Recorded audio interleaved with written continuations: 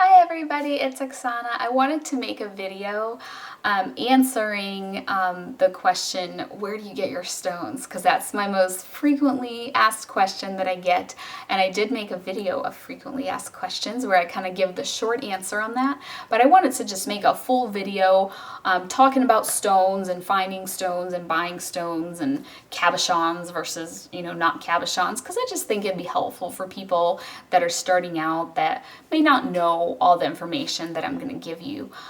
So first of all, some of my tutorials involve beads, gemstone beads, and a lot of times I tend to use like the larger, flatter ones, especially in my older tutorials. And so when it's like a round, flat bead, it's called a coin bead. And I don't really know, there's not like a specific name for like other shapes. Just the round is called a coin bead, but for the other one, just gemstone bead. So if that's what you're shopping around for, those types of stones, then you can search for that. And sometimes you can even find those in stores. Like I know craft stores, they have the little round beads, but they usually have bigger, flatter type of beads, so you might not have to shop online, but you can find them online, like Etsy, or just kind of search in Google and they'll come up, eBay. And when I used to live in North Carolina, I had a store by me that actually sold those. So you might want to look around if there's any gem shops by you, because you might be able to find some stones like in real life, which is always exciting because then you can see what they're going to look like. The tricky thing about buying online is that you don't really know how stuff is going to, end up looking. And so you're taking a risk. And that's just something that you have to keep in mind and accept. And maybe like, if you're selling your work, maybe price the price that you are including, for the stone when you're pricing your pieces, you kind of have to almost like average it out between like the good and the bad, because sometimes you buy stones and they end up not looking anything like the picture. And this happens to me a lot. I know that people think that it doesn't happen to me, and people think that I have this like magical source that has like the best stones at the best prices. And I don't know why, but I think people tend to assume that. But that's not the case. I've been buying stones for like 5 years now, and I've been just searching all over the internet. I've spent, countless hours just like looking through page and page of like eBay listings. And naturally, I just like you guys, I get stuff that, is not what I expected, and I'm very disappointed. And it just happens, and then sometimes something looks great, and it might even be from literally like the same seller.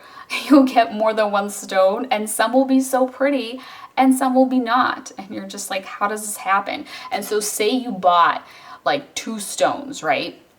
It doesn't even matter if it's from the same seller or not, but say you bought 2 stones and they were the same price, and one of them ended up being really beautiful and one of them ended up being like So what you want to do, say like they were $10 each, right? And this is just a very general example. I think this is helpful if you are a seller. And so the more beautiful stone, you might want to like take $5 from the bad stone and put it on the price of the good stone, and say that you have a $15 stone and a $5 stone.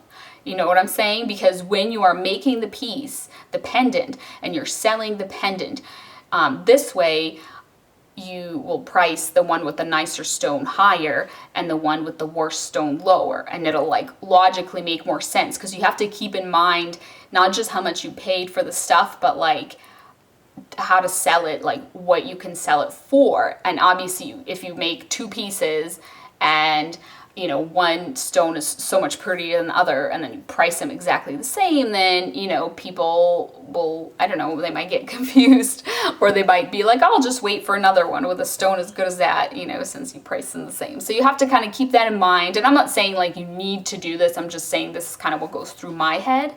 when I buy stones, and when they come in, I kind of evaluate, what value, not only what did I pay for them, but what value should I assign to them, because I might have gotten several stones and some might be bad, and some might be good. So that's just kind of how I tend to do it.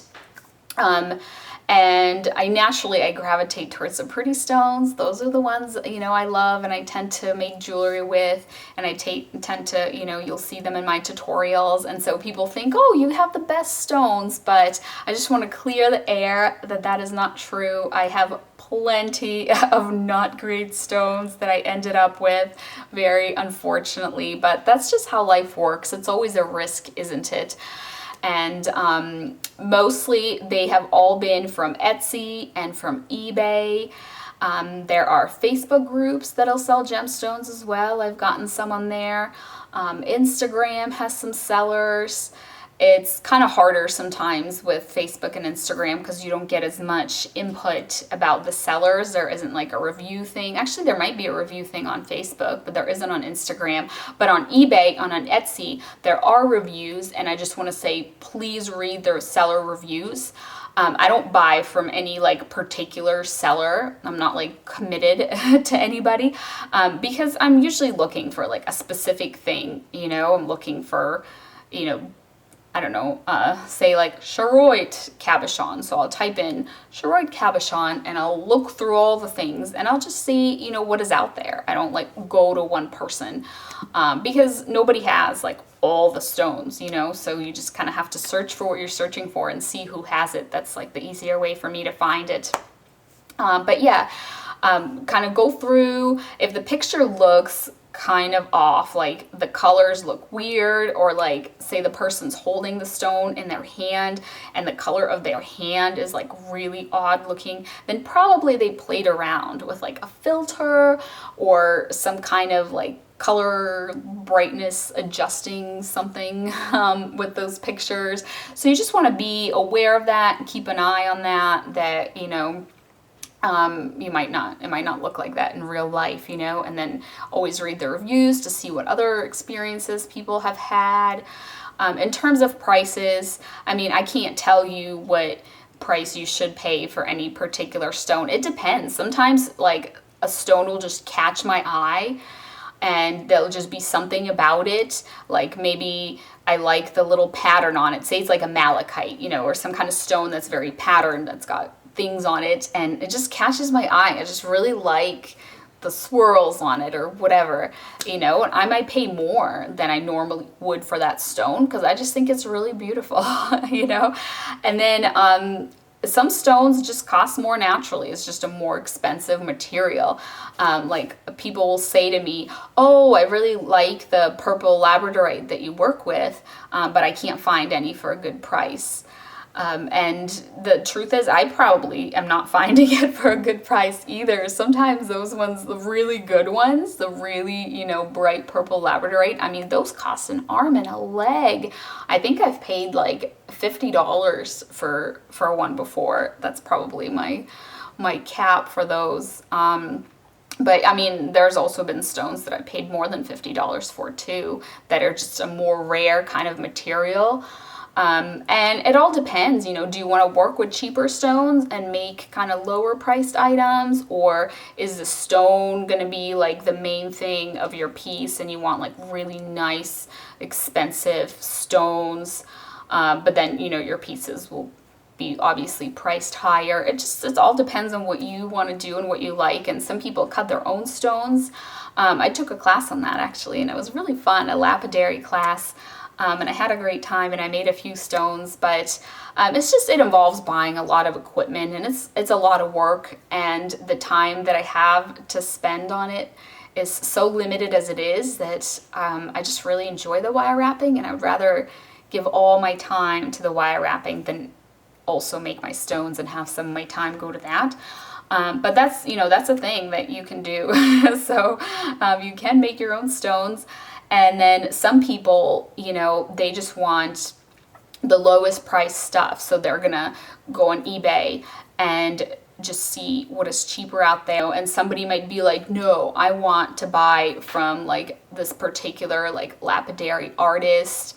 Their stones will naturally be priced higher, but they will also be you know, the detail that's been put into them, like they tend to be shinier with like a nicer polish because more time has been dedicated into them. In most cases, obviously everyone's different, but a lot of times the cheaper, more mass-produced stones, instead of just doing it all by hand, they will tumble them for that final polish.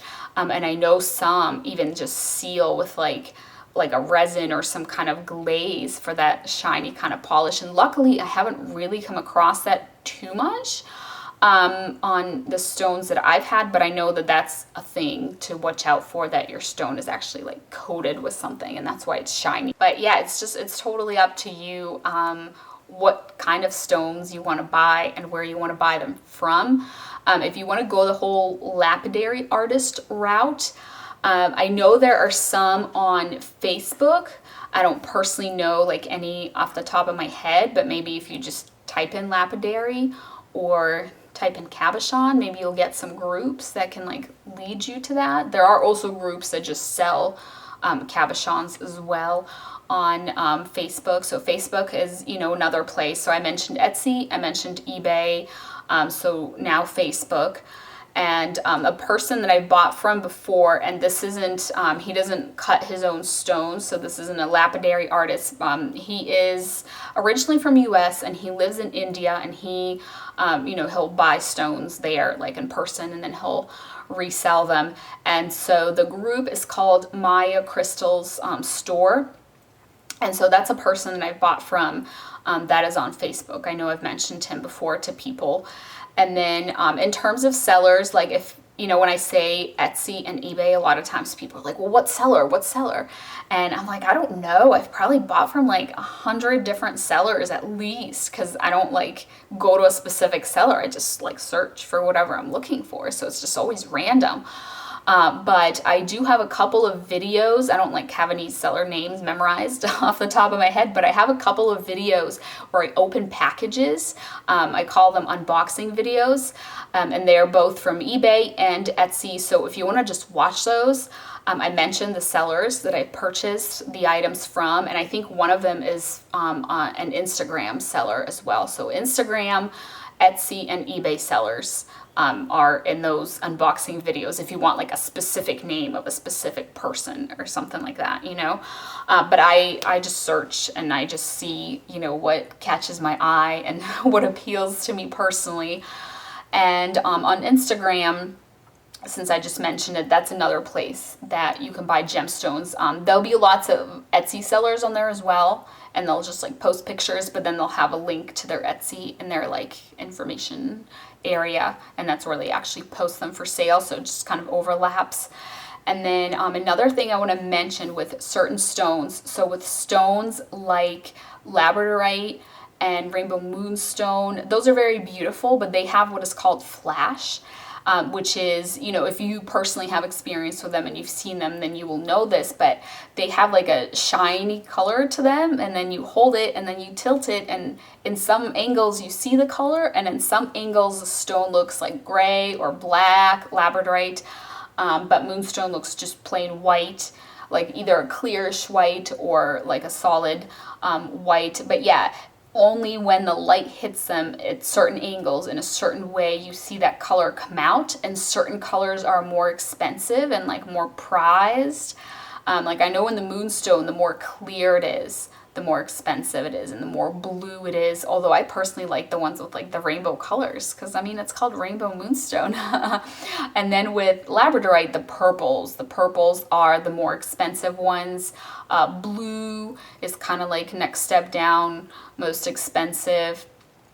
Sometimes if it has like a unique patterning to it, like maybe you have several colors in one and it almost makes like a rainbow, like stripedy thing, those will obviously be worth more. And then the cheapest tend to be the ones that don't have a lot of flash, or maybe have just like spots of flash.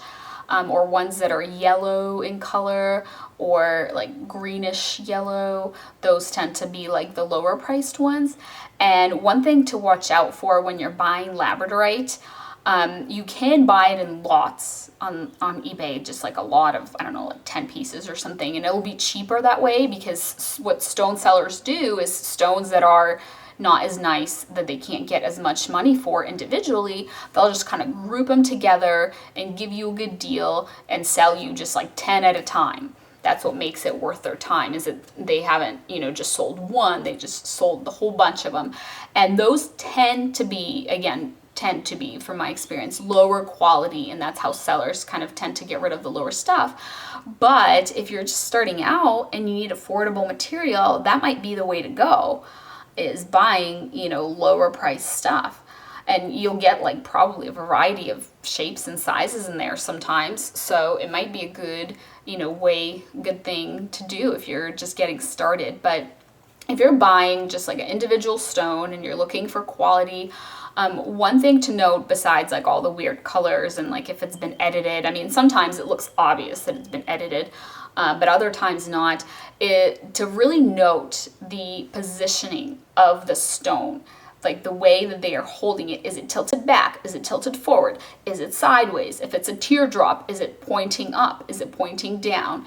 Because that is how it most likely looks best. That is how the Labradorite shows that color flash best, because they're trying to sell it. So they're going to take picture from the best possible like positioning angle that they can, So if you want to make a pendant and you want a teardrop and you want it to be facing point up, but in the picture you see it's facing point down, it probably looks best point down. That's probably how you see that color flash. And if you flip it the other way around, you might not see it, or you might have to like really tilt it back or forward or something at an awkward angle. So just keep that in mind. And if a stone is at an awkward angle, like that's how it's gonna have to look. So when you make your jewelry, if you just show it to people straight up, it'll most likely just, if it's a Labradorite, it'll look black or gray, and then you'll have to tilt it the way that they tilted it to see that color coming out. But yeah, those are kind of my tips for when you're shopping around online.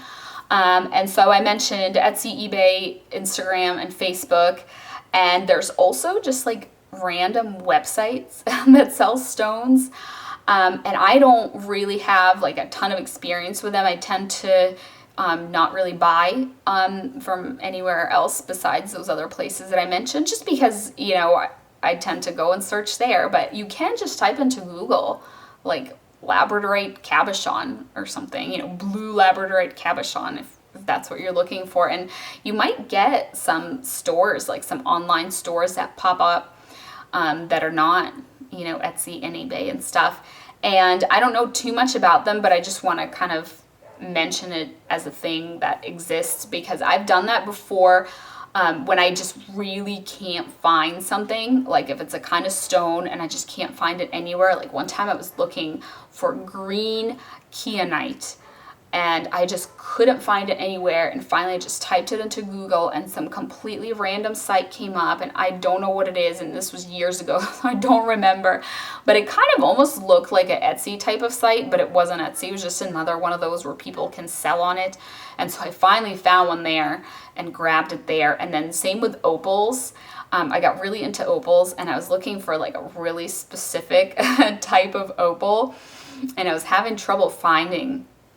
I think it was like crystal pipe opal or something, and I was just like, all right, I'm gonna type it into Google, and a website came up, and I think it was called like Opal Auctions, and I ended up buying from there. So just kind of want to mention that sometimes if you are looking for something specific and you can't find it, you might just have to Google it and find it that way.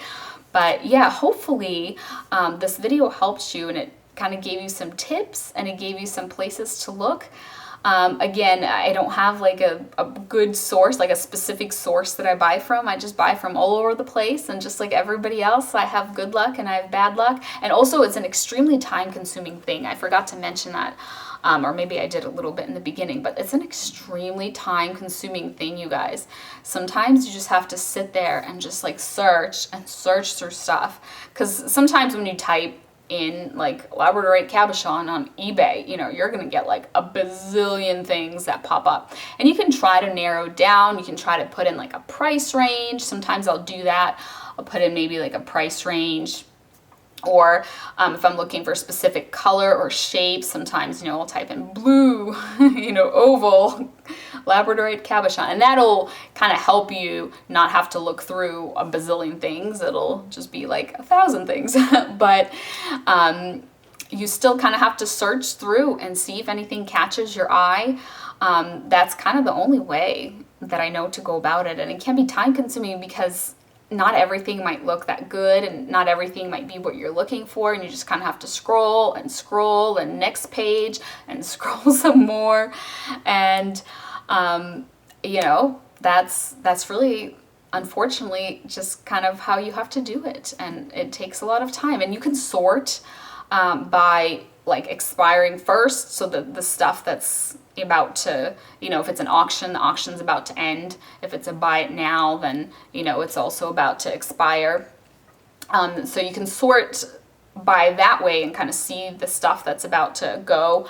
Or if you've already been looking through, you can sort by newest and see what new stuff has been posted. So sometimes you can, you know, if it's not a lot of stuff and you actually look through it all, then the next day when you come back and check, you can search by newest and just see the new stuff that got posted that day. So you don't have to search through all the old stuff that you've already seen. You know what I mean? So I don't know, maybe that'll be helpful. And I know, you know, I keep saying cabochon, but it's actually an important thing that you want to remember when you're searching, especially if, you know, a lot of people that are new and they're just starting out, they might not know that, you know, what a cabochon is. So they might just be like gemstone, like Labradorite gemstone, and you're going to get a whole different set of things that pop up for you. It could be just like random tumbled things. It could be rough crystals. So the stuff that tends to be used in jewelry is either beads or cabochons. So I talked about beads a little bit in the beginning, but cabochons, you know, have that domed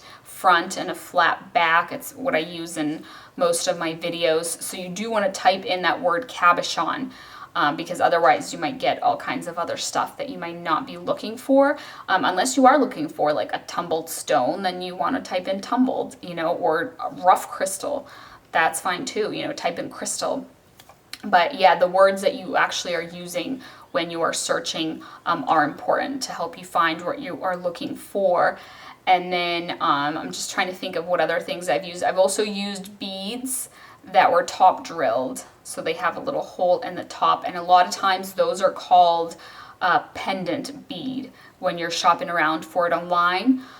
You can type in top drilled bead, and I'm sure a lot of stuff will pop up, but if you're having trouble with that, then you can type in pendant bead, and that also tends to be beads that have the hole drilled through the top.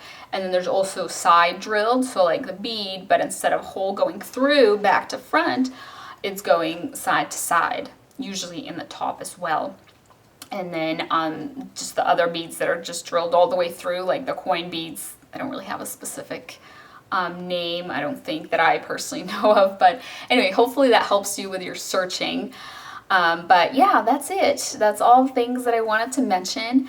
And I will leave the 2 videos that I mentioned, I think it's 3 videos. I will leave all the videos that are unboxing kind of haul type of videos down below. So if you want to see me actually open packages from eBay and Etsy and Instagram and, you know, hear what seller I got what from, you can take a look at those. But hopefully this very long answer to a very short question is helpful to you. And thank you so much for watching. I'll see you next time. Bye.